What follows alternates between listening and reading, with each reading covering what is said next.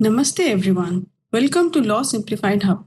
मैं हूं शैलवी और आज से हम शुरू कर रहे हैं सीपीसी की कंप्लीट लेक्चर सीरीज को। इस सीरीज में हम सीपीसी को बेयर एक्ट के साथ सिस्टमैटिकली समझेंगे, पहले सेक्शंस और फिर ऑर्डर्स को।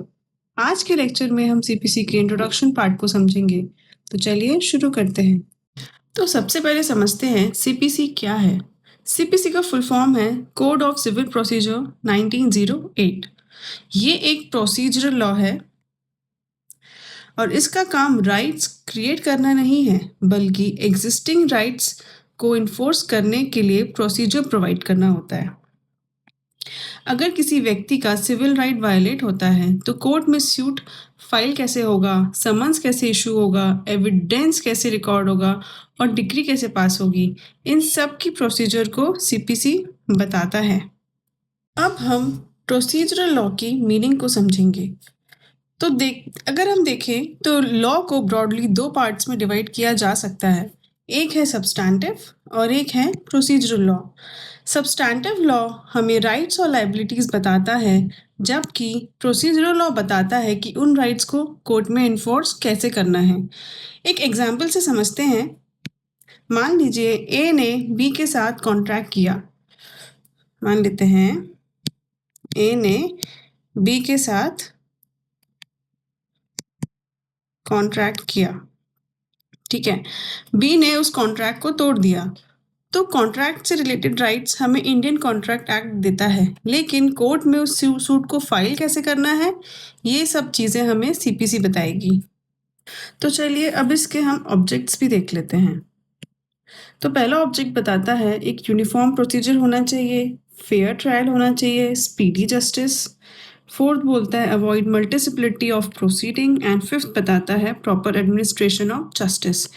अगर हम इसे आसान भाषा में समझें तो सीपीसी का मेन ऑब्जेक्टिव है कि पूरे देश में सिविल कोर्ट्स एक यूनिफॉर्म प्रोसीजर फॉलो करें।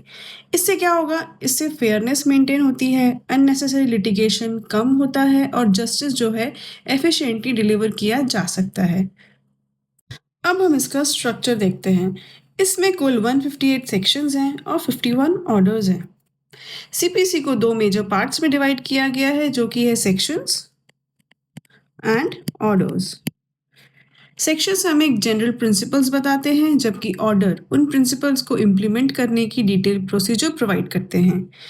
इसे हम एक एग्जाम्पल से समझते हैं। मान लीजिए लॉ कहता है कि सूट फाइल किया जा सकता है।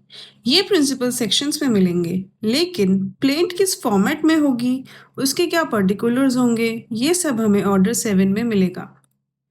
तो आई होप आपको इसका स्ट्रक्चर समझ आ गया होगा। अब हम जानेंगे कि सीपीसी कहाँ एप्लीकेबल है। तो सीपीसी का एप्लीकेशन सिविल मैटर्स में होता है। क्रिमिनल मैटर्स के लिए एक अलग से प्रोसीजर लॉ हुआ है, दैट इज सीआरपीसी। तो प्रॉपर्टी ये कहाँ का यूज़ होता है, जैसे प्रॉपर्टी डिस्प्यूट हुआ, मनी रिकवरी सूट हुआ, इंजंक्शन सूट हुआ, पार्टीशन सूट, ये सारे मैटर्स सीपीसी के एम्बिट में आते हैं। तो इससे हमने क्या समझा, ये कहाँ अप्लाई होता है, सिविल प्रोसीडिंग्स में, ये क्रिमिनल प्रोसीडिंग्स में अप्लाई नहीं होता है और ये सारे मैटर्स सीपीसी के एम्बिट में आते हैं। अब एक बार इसका हम पूरा लेक्चर रिवाइज कर लेते हैं। सीपीसी का फुल फॉर्म होता है कोड ऑफ सिविल प्रोसीजर 1908। ये एक प्रोसीजरल लॉ है जो कि सिविल कोड्स की प्रोसीजर बताती है। सीपीसी राइट्स क्रिएट नहीं करती, बल्कि उन्हें इन्फोर्स करने की मैकेनिज्म प्रोवाइड करती है। इसमें टोटल 158 सेक्शंस और 51 ऑर्डर्स हैं। सेक्शंस प्रिंसिपल बताते हैं और ऑर्डर्स डिटेल प्रोसीजर बताती है। और याद रखिए, सीपीसी सिविल मैटर्स पर ही अप्लाई होती है। तो स्टूडेंट्स, आज हमने सीपीसी की जर्नी का पहला स्टेप कंप्लीट किया। हमने समझा कि सीपीसी क्या है, इसके ऑब्जेक्टिव्स क्या हैं और ये सिविल कोर्ट्स में कैसे काम करती है। इन बेसिक कॉन्सेप्ट्स को अच्छे से रिवाइज करिएगा, क्योंकि आगे हम सीपीसी के सेक्शंस को डिटेल में पढ़ने वाले हैं और वही कॉन्सेप्ट्स बार बार हमारे काम आएंगे। तो अगले लेक्चर में हम सीपीसी के स्कीम और इम्पॉर्टेंट डेफिनेशंस की शुरुआत करेंगे, जो जुडिशरी एग्जाम और लॉ स्कूल दोनों के लिए बहुत इंपॉर्टेंट है। So students, keep learning, keep growing and keep simplifying law. See you in the next class. तब तक के लिए बाय बाय।